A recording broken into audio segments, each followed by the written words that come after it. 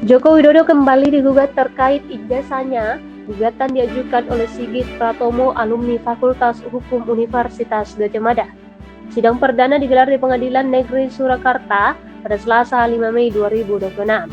Kuasa hukum penggugat DK Anjeng Maharasri menyebut gugatan ini diajukan karena Jokowi dinilai belum pernah menunjukkan ijazah aslinya secara langsung. Menurutnya, hal itu dianggap sebagai perbuatan melawan hukum. Pihak penggugat juga menyoroti Jokowi yang tidak hadir dalam beberapa sidang terkait polemik ijazah sebelumnya.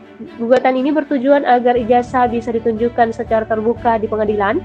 Meski begitu, penggugat mengakui Jokowi lulusan dari Universitas Gadjah Mada, tetapi masih meragukan keaslian ijazah yang saat ini disita di Polda Metro Jaya.